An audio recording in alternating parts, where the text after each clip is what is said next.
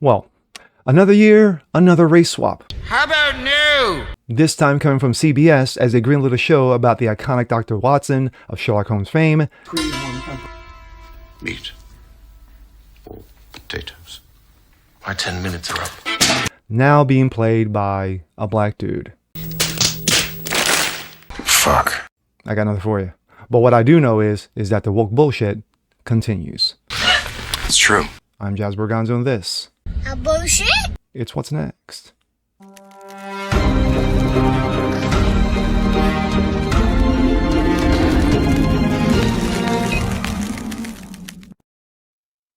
Good day, everyone. I'm Jazz Berganzo. What's Next? Your daily dose, common sense, facts, and salt. How you guys doing today? Of course, this is Saturday. This is the weekend edition. It's 2024. 2024, new things, clean slate. We're going to start this year not like the previous years of constant bullshit. But just because it's a new year doesn't mean the woke stops its nonsense. This time coming from CBS, as they greenlit a show about the iconic Dr. Watson of Sherlock Holmes fame. But instead of staying tried and true to the material, no, my friends, they decided to do a race swap. Why? Because it's what they do. And here we go. This comes out of Bounding in the Comics. CBS to race swap Sherlock Holmes' famous partner for new Watson series. There you go. In kicking off the new year with a dip into Hollywood's favorite in creativity bankrupt storytelling trope, CBS has given a green light to Watson, the soon-to-be television medical drama set in focusing on the adventures of a race-swapped version of Sherlock Holmes' iconic ally. Created by Craig Sweeney, the executive producer of network's previous Sherlock Holmes adaptation Elementary, which, by the way, was very good and it should have lasted longer than it did, and set to star Amazon's Goliath actor Morris Chestnut as the series' eponymous protagonist.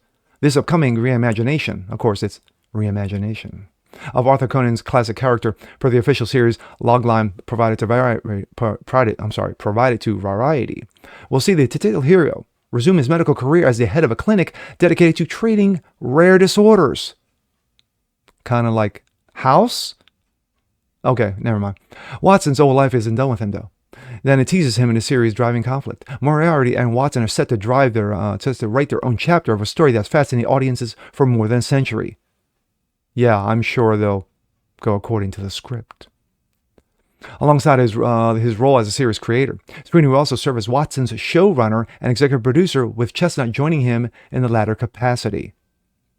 Further, Marvel's runaway directors Larry Tang is set to helm to produce Watson's first episode. And we all know how, well, Runaways went. Cancel. Speaking to the Variety in promotion of the series' upcoming production, president of CBS Entertainment Amy Reisenbach, beamed, "We are thrilled to feature such a beloved character from the world of Sherlock Holmes at the center of the series and have brought it to life by Morris Chestnut in a fresh and unexpected take on the immortal Doctor."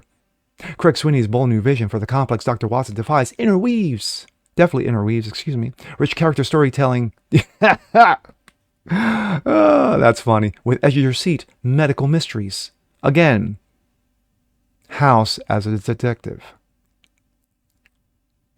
As noted above, with his green lighting, Watson will exist in a second adaptation of Doyle's seminal work produced by CBS within the last decade. In 2012, the network premiered the aforementioned Elementary, a procedural drama which took the 19th century mystery-solving duo's adventures and transposed them upon the modern-day New York setting.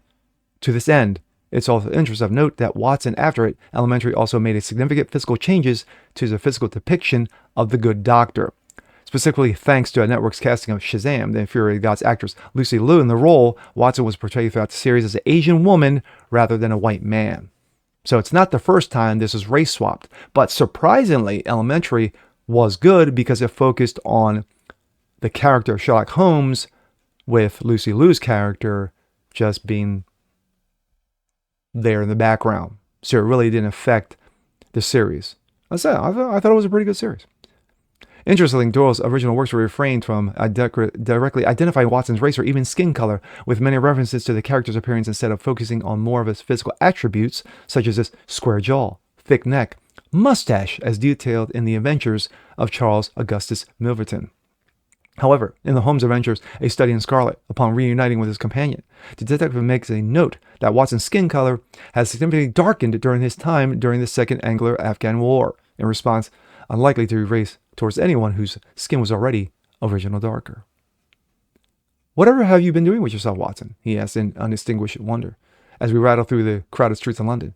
"You are as thin as a lath and as brown as a nut." As of writing, Watson has yet to receive an official release date.